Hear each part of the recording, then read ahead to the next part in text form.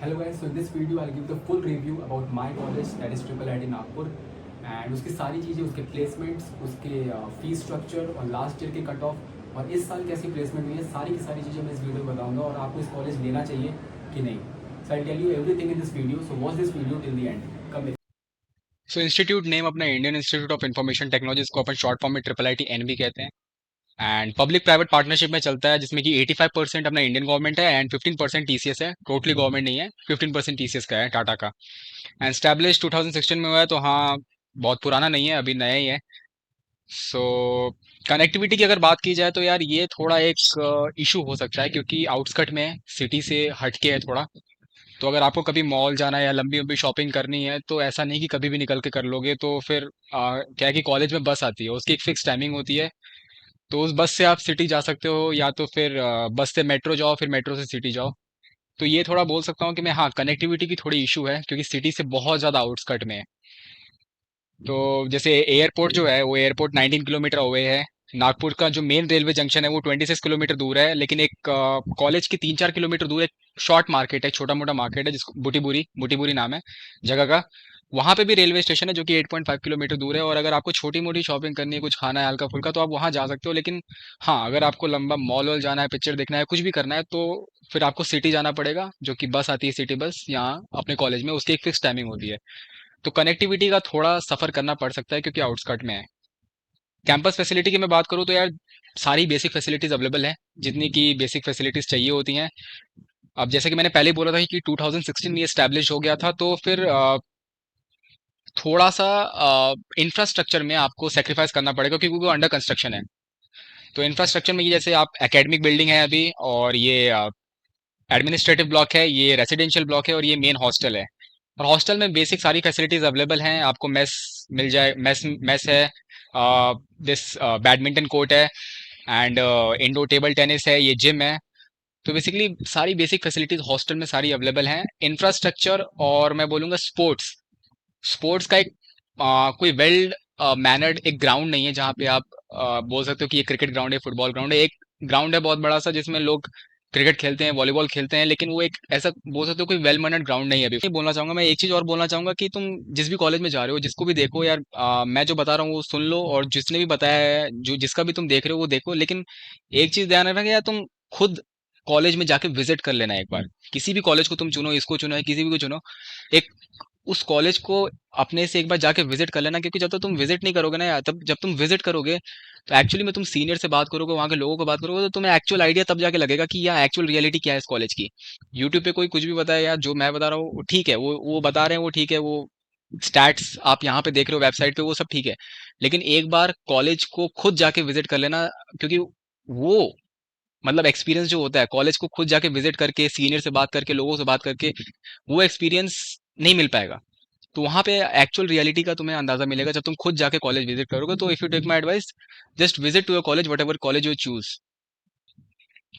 और if I am talk about NRF ranking, so NRF ranking अभी currently unavailable है, कोई दी नहीं गई है इसको NRF ranking. Mode of admission obviously JEE Main के थ्रू देना पड़ेगा, आपको एक डिसेंट रैंक लानी पड़ेगी.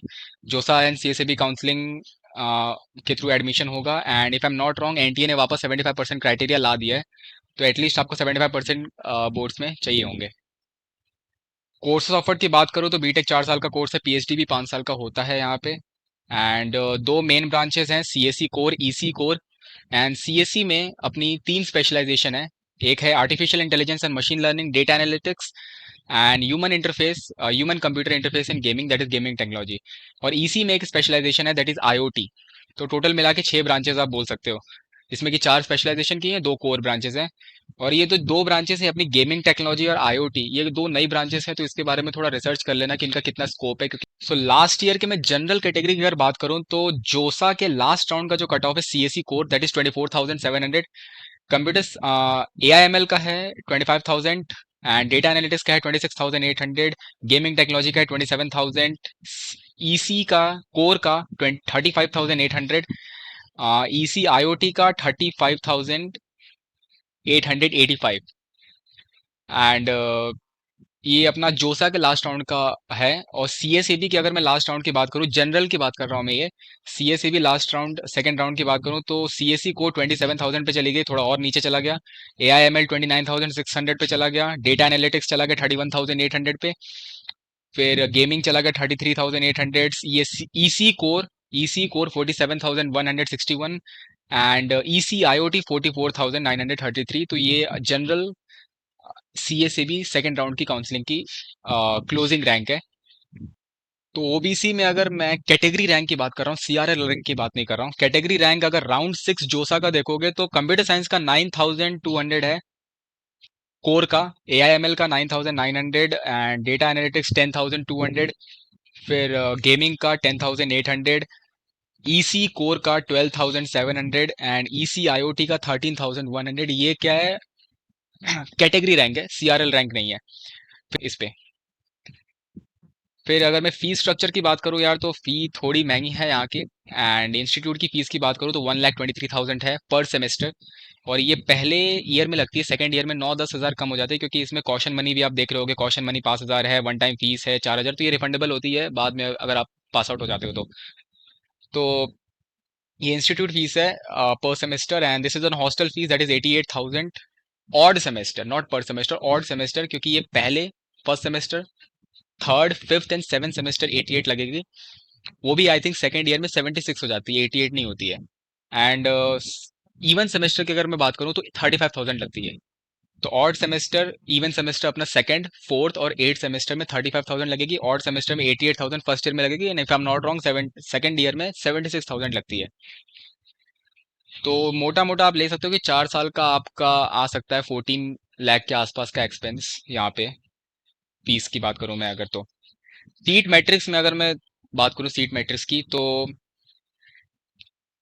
सीएससी कोर जो है उसमें टोटल सबसे ज़्यादा सीट्स अवेलेबल है, 223 सीट्स।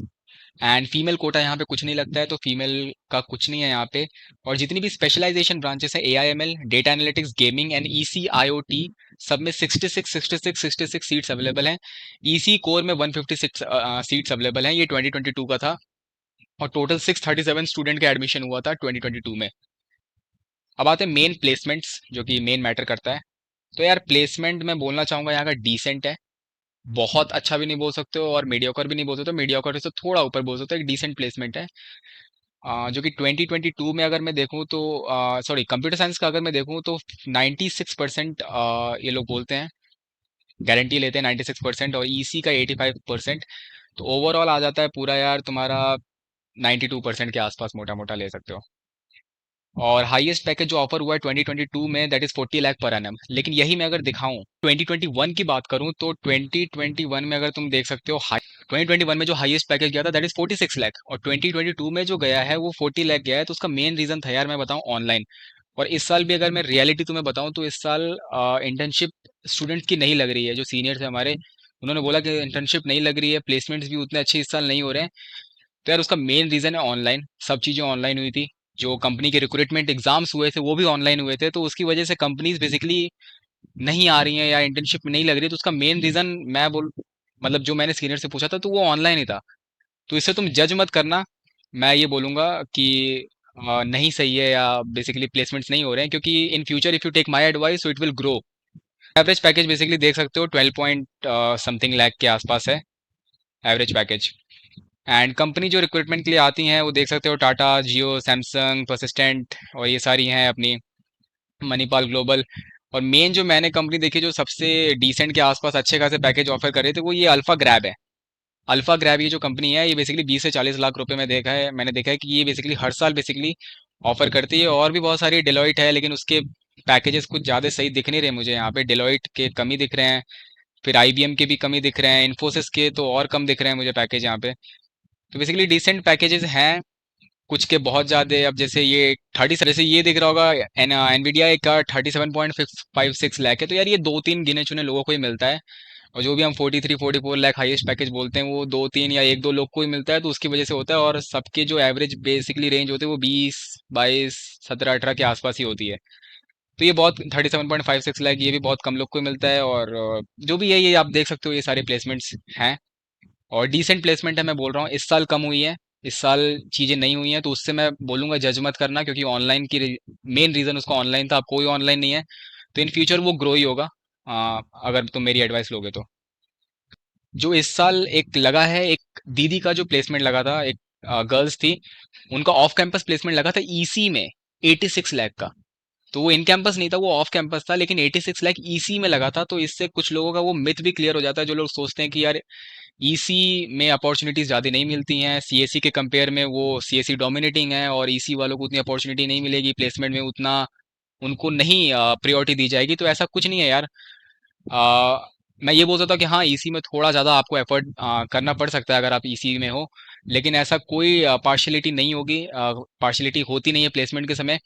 आपको मेहनत ज़्यादा हो सकता है करनी पड़े, क्योंकि आपका जो सेकंड ईयर से जो लाइन हो जाती है ना, वो कोर में चली जाती है, सेमीकंडक्टर और वो सारी चीज़ें, और वो कोडिंग की तरफ नहीं होती है। तो आपको एफर्ट ज़्यादा डालने पड़ सकते हैं, लेकिन कंपनीज प्लेसमेंट्स में आपको ऐसी कोई पार्शलिटी का मतलब आपको नहीं देखना पड़ेगा कि ऐसी कोई पार्शलिटी होगी। इट ऑल डिपेंड्स कि आप कितनी ज़्यादा कोडिंग करते हो, कितना ज़्यादा एफर्ट्स लगाते हो, उसके ऊपर आपकी प्लेसमेंट डिपेंड करेगी। क्योंकि जो सबसे ज़्यादा प्लेसमेंट गया है वो ईसी में गया है, 86 लाख ऑफ कैंपस। तो ये देख लेना यार। So this is all about the Triple IT Nagpur, its ranking, its admission, its courses, and all of the placements. And if you think if it will be helpful for you, so please like and subscribe my channel. Thank you.